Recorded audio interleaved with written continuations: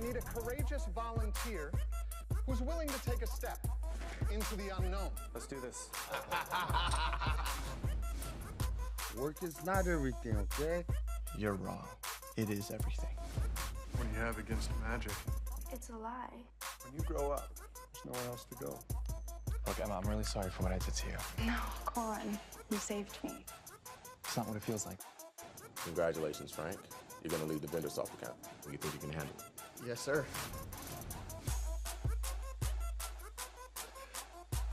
Word. Yo, thank you, bro. Absolutely. You took the money?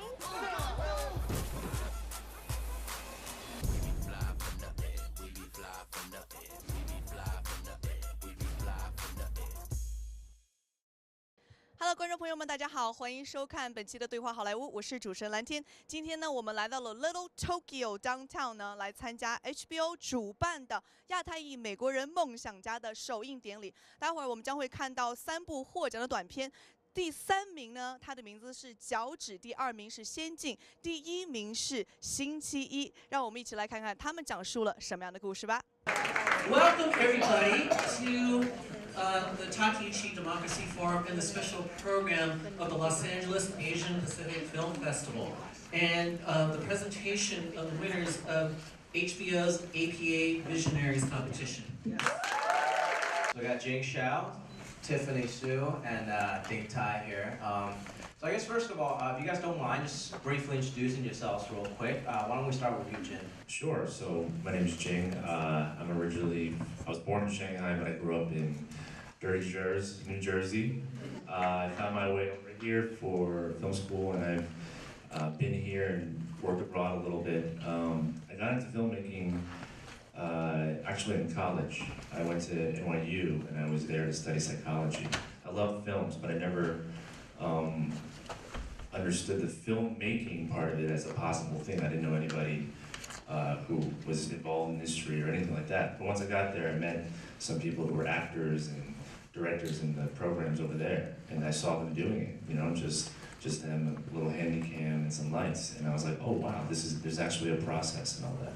And so I just started, you know, scheming in my head, and little by little, I just found to love it and pursue it and, you know, stick with it. What did your parents think about when you switched to film from a psychology major?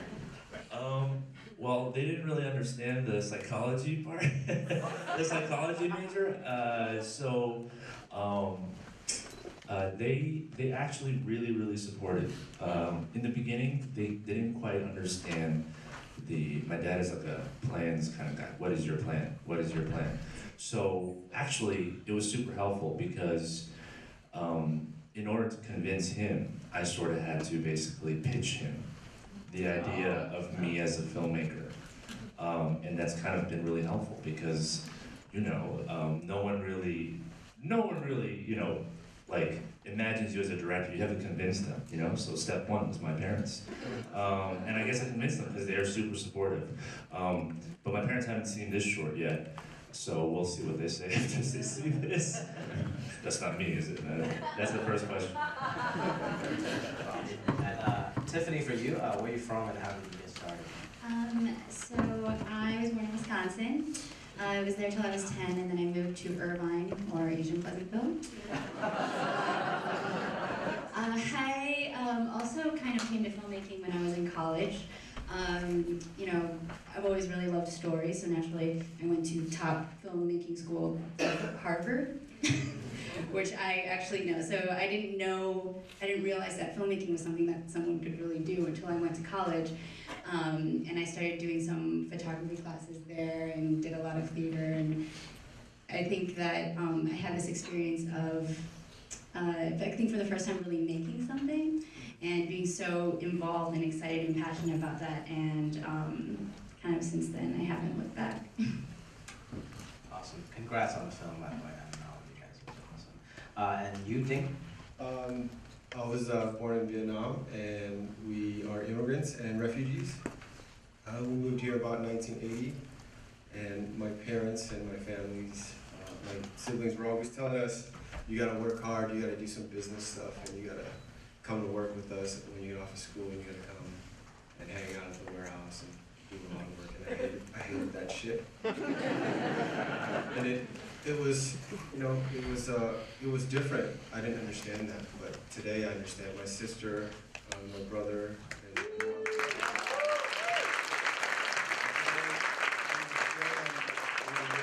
hard because obviously without them, I wouldn't be in this. We wouldn't be sitting here today, you know. And filmmaking is a privilege for us. So, went to film school. You know, messed up a lot. Really did some stupid stuff. As a commercial director, you know, made a lot of mistakes and practice. And then my partner right there, Josh Falcon, was like, "Hey man, we should do something. We should start a company and have some good times and make some more mistakes and piss some more people off." And then all of a sudden, some other friends were making movies, and that inspired us to make our own. So here we are. Yeah, I think it's great that HBO and a lot of things and media in Hollywood now is concentrated on diversity, and the fact that, you know, encouraging diverse directors, filmmakers, artists, because as you guys might have heard in the Q&A, a lot of them, because they're from Asian families, they didn't even think filmmaking or being in the arts is a legitimate money-making business, right? So seeing people like that, seeing, like they said, Joy Luck Club, you know, hopefully Crazy Rich Asians coming out, and Better Luck Tomorrow, all these Asian American films that's talking about our experiences, it's important to inspire the newer generation of filmmakers to see that, oh, I see another Asian person on the screen, I see an Asian director's name on the top of the film, and that makes me believe that I can do something like that, you know? Because a lot of times it's not talent, it's just a belief, and it takes just seeing that one film to believe that you can do it yourself. Right, yeah, Asian comedians are very rare, right? Which is kind of good and bad, right? Like, I definitely, through my work, I don't try to do it intentionally, but through my work, hopefully inspire like more people that do it. Because I think there are a lot of talented people out there that just hasn't like tapped into that, you know? And as far as, you know, working in Hollywood, I think it's good and bad in a way. In a way because there's less actors and less competition. When I go on an audition, it's always the same 5-10 guys. And so in that sense, it becomes a little easier to start. But when you get to a certain level, there's just not that many roles out there for you, you know? Whereas it might be harder for a white actor to start because there's so many millions of different competition. But when they get to a certain point, every role becomes available to them. They have a shot at it. So, you know, I hope it gets to a point where it becomes more open ethnicity roles. Like if it's just a girl's boyfriend, I hope that they'll start, you know, auditioning not just white people, but like Asian people, black people, Latinos, and just choose the best actor out of that. The challenge is, I think, a lot of it's internal. You know, coming from a very traditional Chinese family, I wanted to do something creative, where it's just music, theater, things like that, but I went to college for economics, because that's a safe major that my parents believe in me for. You know, so going through that, there's a lot of personal struggle of I wanted to do something, but I also want to make my parents happy and please my parents, right? And it's also a safety thing. I'm not just blaming my parents. It's you want to feel safe. This is what you think you can do. So I think the hardest part is for me to finally believe that, oh, I can actually be an artist also. And then once that clicked, everything else kind of just fell into place.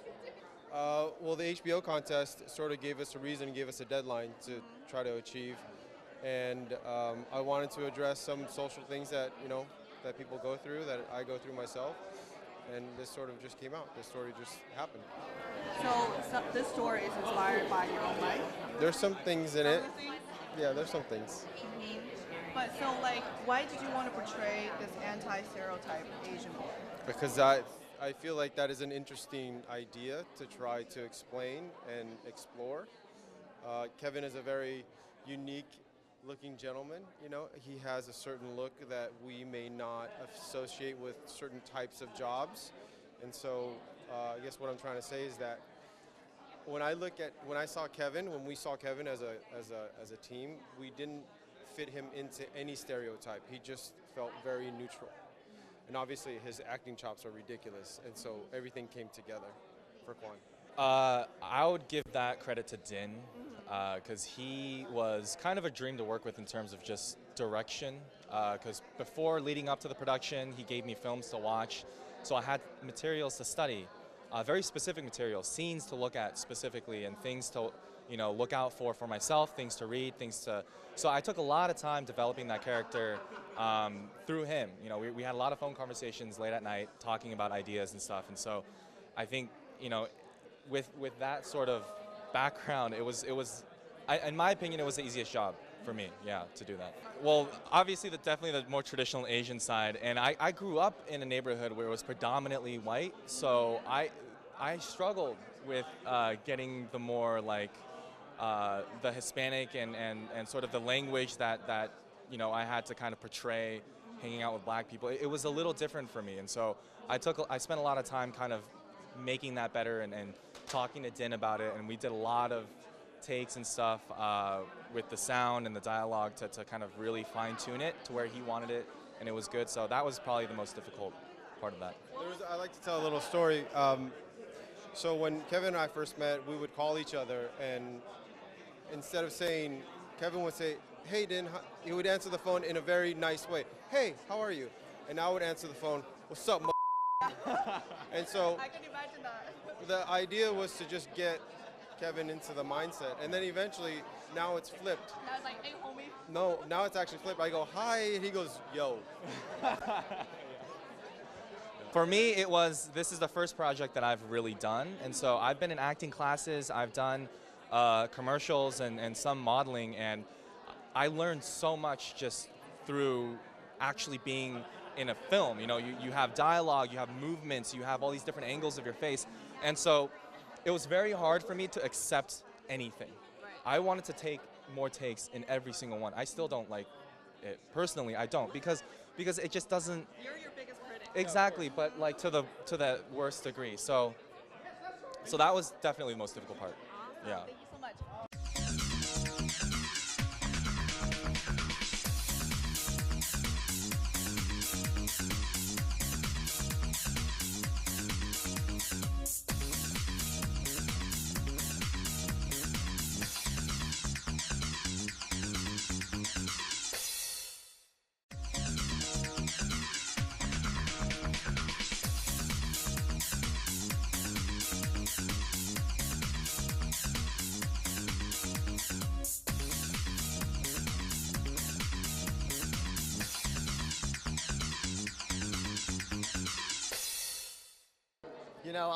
I'm never the one to cry victim, so rather than point the finger or point blame at anyone, for me it just inspires me to work harder, and to push harder, and clearly we are moving in the right direction, and we have support from amazing organizations.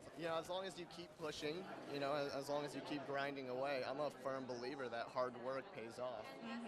This is why me and Justin get along so well, because we love our craft. We love it.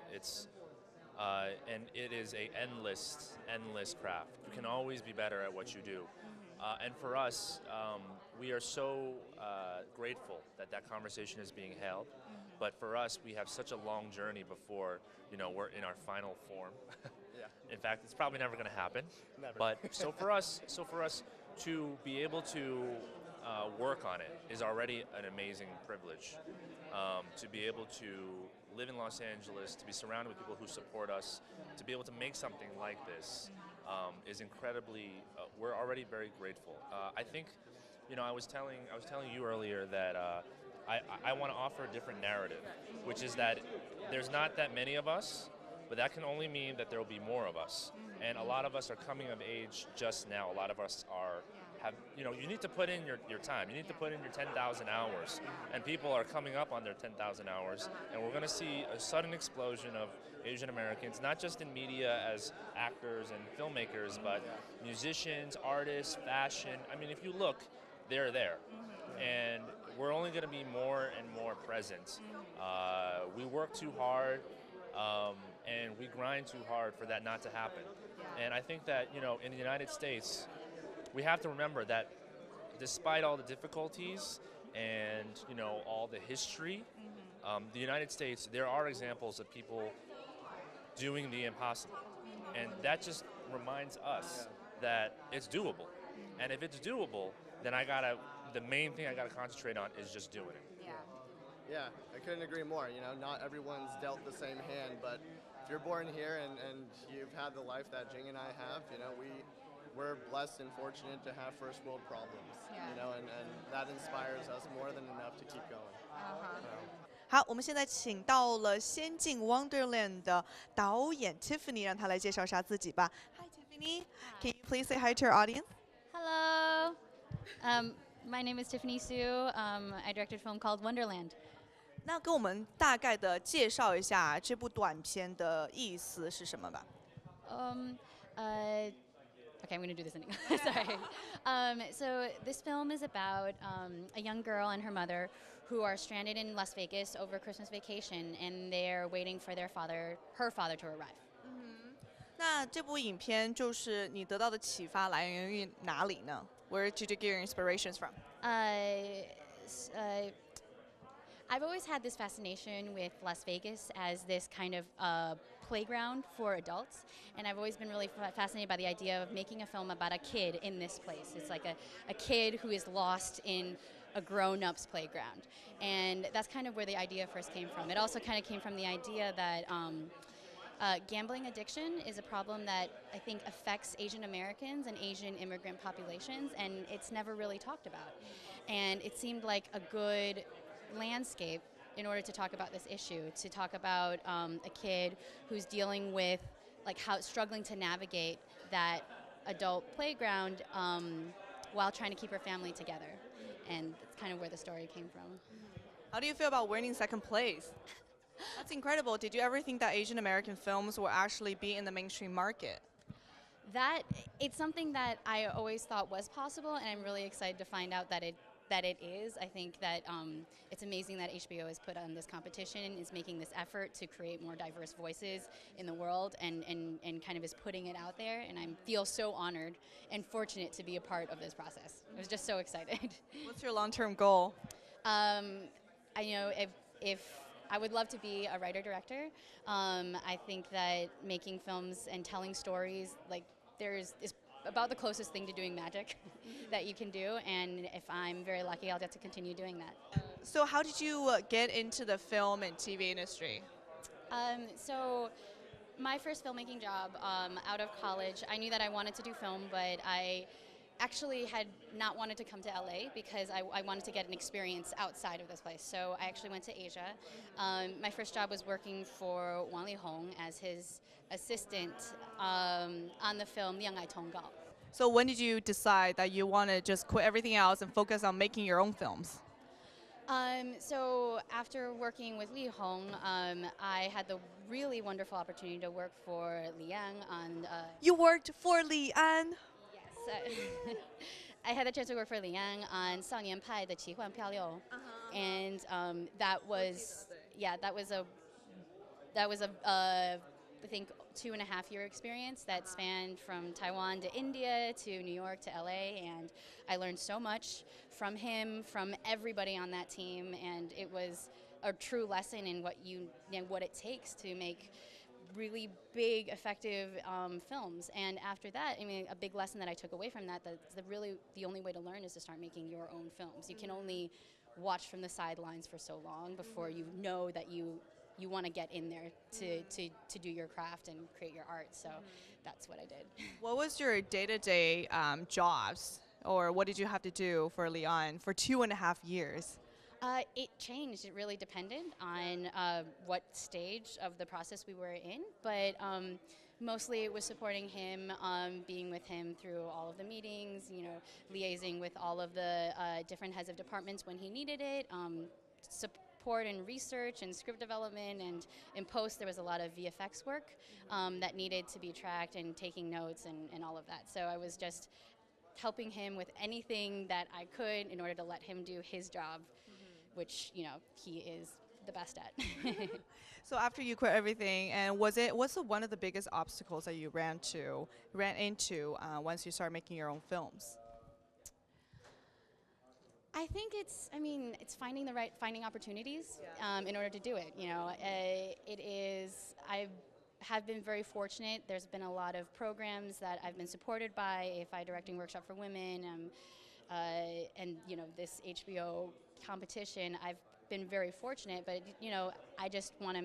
I hope that in the future I will continue to have these opportunities, hopefully to make a few feature films to get that out into the zeitgeist. Mm-hmm. Are you looking to? What are some new and cool, exciting projects you're working on? So I've just finished. I've just finished production on a feature documentary that we were filming in 6 countries around the world. And then I have a short film that I'm filming in the summer about a cyber intelligence analyst who is working in it's called a SCIF, a hardened vault that is under siege. And I have a feature script based on this short film that's in the competition that I'd like to develop and that I'd like to make into a film in the next 2 years. Wait, so how did you find these scripts? Like, where do you develop the scripts and the story? Well, this one, the one that's based on this short film, I'm writing. So I've been have always been intoxicated by this idea of a young girl in Vegas, mostly because it also deals with, I think, an issue that I think brings a lot of shame to Asian American communities or Asian immigrant communities, and I think that narrative is this really important place where you can talk about those issues. And what's more is that it's universal, right? I think a lot of the problem people talk about like Asian stories is that they're not universal. It is only speaking to a specific audience. But I don't think that that's true. I mean, if you watch a film like Moonlight, it is about a very specific person, but it tells a universal story about someone dealing with abandonment and pain and secrets in their family and shame in their family. And you know, this is, I think, something that films can do in an amazing way, and I just want to be able to keep doing that. Well, working with Joan Chen was amazing. I mean, I've been fortunate enough to watch her work in other projects, to be able to work with her and work with Audrey. Actually, it was incredible watching Joan and Audrey work together because you know, they're actually mother and daughter, and that completely shaped and affected how the film went. So I'm really grateful to both of them for committing their time and their selves to this project. How did you feel acting this film? I thought it was really fun. It was my first ever acting project, and especially doing it with my mom was really fun. Like seeing mom and then her switch to work mom, and it was just a fun thing to see. You're such like an energetic and bubbly girl, but like how did you channel all that sadness in the film? I was so sad for you, literally. I wanted to cry watching you. Yeah, well, where did you channel that? I don't know. My mom and I just discussed like what we thought that she might be feeling, and just kind of thinking about her situation just helped me channel that. Oh God, thank you so much, Tiffany. I wish you best of luck. Thank you Thank you.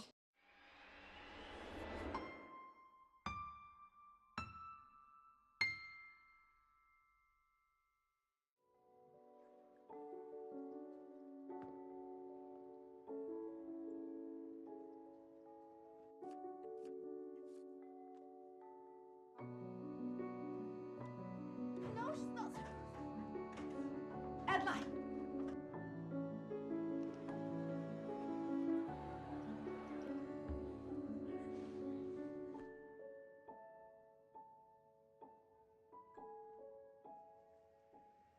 This is no normal wardrobe.